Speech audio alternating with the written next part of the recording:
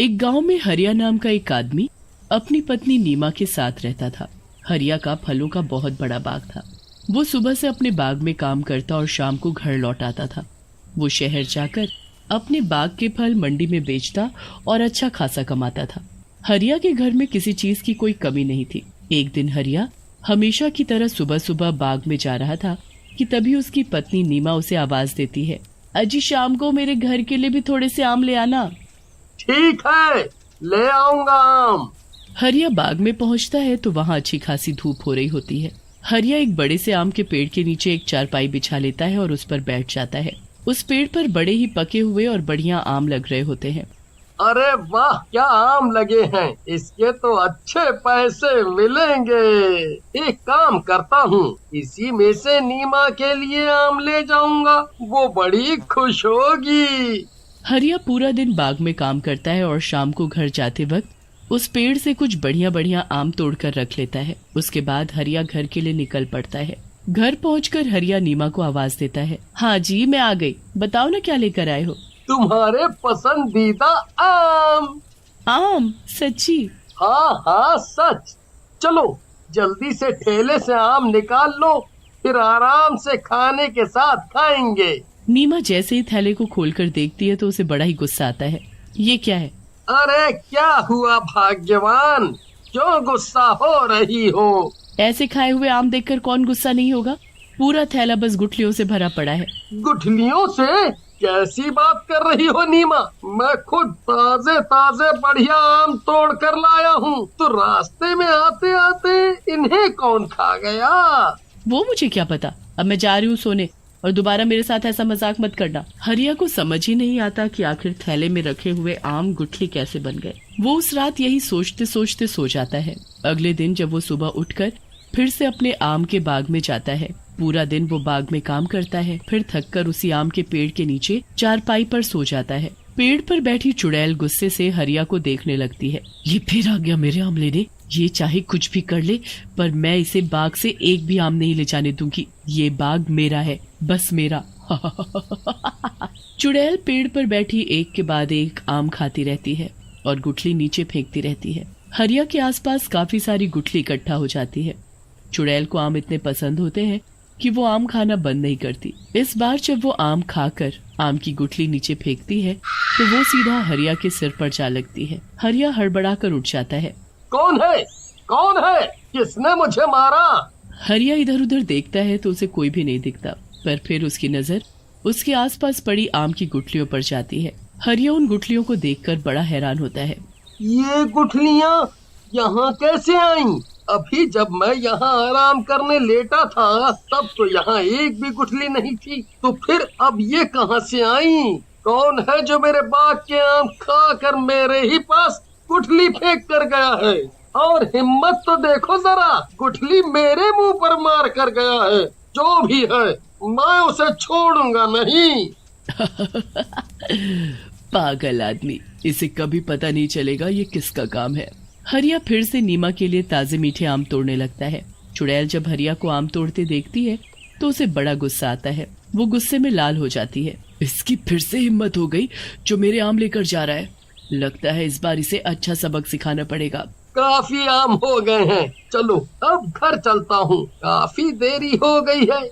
हरिया जैसे ही घर जाने लगता है तभी चुड़ैल पेड़ से नीचे कूद पड़ती है और हरिया का पीछा करने लगती है। हरिया को उस दिन घर जाते जाते रात हो जाती है। जब वो घर जा रहा होता है तो आसपास बहुत शांति होती है। हरिया को अचानक अपने पीछे किसी के चलने का एहसास होता है। हरिया जल्दी से पीछे मुड़कर देखता है पर पीछे तो कोई भी नहीं होता। अजीब बात है, अभी कोई तो था जो मेरे पीछे चल रहा था, पर यहाँ तो कोई नहीं है। खैर मैं जल्दी घर पहुँचता हूँ। हरिया वापस घर की तरफ बढ़ने लगता है और फिर से उसे पीछे किसी के चलने का एहसास होता है। हरिया झट से पीछे देखता है तो वहाँ इस बार भी कोई नहीं होता। हरिया घबरा जाता है और जल्दी जल्दी चलने लगता है। जल्दी जल्दी चलने के चक्कर में हरिया के हाथ से उसका आम का ठेला गिर जाता है। हरिया उन आमों को जमीन से उठा ही रहा होता है कि अचानक उसके मुंह के आगे चुड़ैल आकर बैठ जाती है। क्या हुआ हरिया, सारे आम गिर गए? चुड़ैल, बचाओ बचाओ। हरिया को कुछ समझ नहीं आता। वो तो सब आम ऐसे छोड़कर भाग लेता है। भाग गया बेचारा। इन आमों पर बस मेरा हक है, बस मेरा, इनको कोई नहीं खा सकता। चुड़ैल वहीं जमीन पर बैठ जाती है और एक एक आम उठाकर खाने लगती है। भागते भागते एक बार हरिया पीछे मुड़कर देखता है तो वो चुड़ैल आमों को ऐसे खा रही होती है जैसे कोई भूखा जानवर मांस खाता है। चुड़ैल बड़े मजे से आम खाने में लगी होती है और हरिया भागते भागते अपने घर पहुंचता है। वो बहुत ही बुरी तरह हाँफ रहा होता है। उसे देख नीमा भी घबरा जाती है। अरे क्या हुआ आपको? आप इतनी बुरी तरह हाँफ क्यों रहे हो? नीमा, चुड़ैल, चुड़ैल मेरे पीछे चुड़ैल। क्या बात कर रहे हो चुड़ैल? हाँ नीमा, मैं झूठ नहीं बोल रहा। मैंने उसे खुद अपनी इन आँखों से बिल्कुल करीब से देखा है। और पता है, भागते भागते जब मैंने उसे एक बार पीछे मुड़कर देखा तो वो ऐसे आम खा रही थी जैसे जन्मों से भूखी हो। आम चुड़ैल खा रही थी? मुझे तो अब शक हो रहा है कि कल जो आम आप लेकर आए थे वो कहीं इस चुड़ैल ने तो गायब नहीं कर दिए और उसमें गुठली भर दी। हाँ नीमा, तुम सही बोल रही हो, पर आखिर ये चुड़ैल हमारे पीछे क्यों पड़ गई है? ये हमसे चाहती क्या है? पता नहीं जी, ये तो वही जाने। खैर अभी हम सो जाते हैं, वही ठीक रहेगा। हरिया और नीमा दोनों सो जाते हैं। सुबह हरिया जल्दी उठ जाता है क्योंकि उसे आम लेकर मंडी पहुंचना होता है। नीमा, अरे ओ नीमा, रास्ते के लिए तुमने खाना बांध दिया है ना?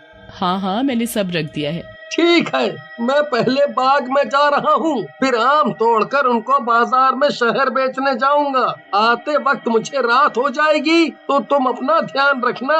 हरिया अपनी बैलगाड़ी लेकर बाग की तरफ चल पड़ता है। बाग में पहुंचकर वो पके पके आम तोड़कर टोकरी में भरने लगता है। देखते ही देखते काफी टोकरी भर जाते हैं। उसके बाद हरिया उस पेड़ के पास पहुंचता है जिस पर चुड़ैल रहती है। हरिया उस पेड़ से भी आम तोड़ना शुरू कर देता है। पेड़ में बैठी चुड़ैल हरिया को दिखाई नहीं देती, इसलिए वो बड़े ही मजे से आम तोड़ तोड़ कर टोकरी में भरने लगता है। पर जब चुड़ैल उसे ऐसा करते देखती है तो उसका खून खौल उठता है। इसकी इतनी हिम्मत कि ये फिर मेरे आम लेने की कोशिश कर रहा है। ये मेरे आम यहाँ से नहीं ले जा सकता। हरिया सारे टोकरे एक एक करके बैलगाड़ी में रख कर शहर के लिए निकल पड़ता है। चुड़ैल भी झट से उसकी बैलगाड़ी पर कूद कर बैठ जाती है। हरिया को महसूस होता है कि कोई उसकी बैलगाड़ी में कूदा है और वो जल्दी से पीछे मुड़कर देखता है तो उसे उस बैलगाड़ी में बैठी वो चुड़ैल दिखाई ही नहीं देती। हरिया आगे बढ़ता है। रास्ते में चुड़ैल एक आम का टोकरा खोलती है और उसमें से आम खाना शुरू कर देती है। वो तो कुछ ही देर में पूरे टोकरे के आम खा जाती है। उसके बाद वो दूसरा टोकरा खोलती है और उसके भी आम खत्म कर देती है। धीरे धीरे वो चुड़ैल सारे टोकरों के आम खा जाती है और टोकरों को वापस ढक देती है। कुछ देर बाद हरिया शहर पहुंचता है और टोकरे मंडी में उतार कर आम बेचने लगता है। आम ले लो, आम ताजे रसीले मीठे आम, आओ आओ जल्दी आओ और सबसे बढ़िया आम खाओ। हरिया की आवाज सुनकर वहाँ कुछ लोग आम लेने आते हैं। अरे भाई, आम क्या भाव दिए? बस 120 रुपया किलो, बताओ कितने बांध दूं? पहले आम की शक्ल तो दिखाओ, तभी तो बताऊंगा। हाँ, अभी मैं टोकरे खोलता हूँ। हरिया जैसे ही ढके हुए टोकरे को खोलता है तो उसके होश उड़ जाते हैं। टोकरे में तो बस गुठली ही गुठली भरी होती है। दूसरी टोकरी खोलता है तो उसमें भी गुठली ही भरी होती है। हरिया सारी टोकरी खोलकर देखता है और सभी में बस गुठली भरी होती है। हरिया को समझ ही नहीं आता और वो निराश होकर घर वापस आता है और नीमा को सारी बात बताता है। ये हो ना हो उसी चुड़ैल का ही काम है, इसका कुछ करना पड़ेगा। मैं आज ही तांत्रिक के पास जाती हूँ। नीमा फिर एक तांत्रिक के पास जाकर उसको अपने साथ बाग में लेकर आती है। तांत्रिक को एहसास हो जाता है कि चुड़ैल किस पेड़ पर बैठी है। तांत्रिक अपने थैले से एक धागा निकालकर उस पेड़ को बांध देता है। ए तांत्रिक, ये तो क्या कर रहा है? ऐसा मत कर वरना मैं भी इस पेड़ से बंध जाऊंगी। यही तो मुझे करना है। तूने बड़ा दुखी किया हुआ है। आखिर तू चाहती क्या है? मुझे आम बहुत पसंद है। एक दिन जब ये आदमी आम बेचने शहर जा रहा था तब मैंने इसकी बैलगाड़ी से आम खाया था और मैं इसके साथ ही यहाँ आ गई।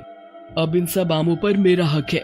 ऐसा बिल्कुल नहीं होगा, समझी? अब मैंने तुझे इस पेड़ से बांध दिया है। आज के बाद उस पेड़ से कहीं नहीं जा पाएगी। तुझे जितने आम खाने हैं तू खा सकती है, पर बस इसी पेड़ के। चुड़ैल गुस्से में चिल्लाती रह जाती है। पर कुछ नहीं कर पाती। वो हमेशा के लिए उसी पेड़ पर बंध जाती है और उसी के आम का स्वाद ले पाती है।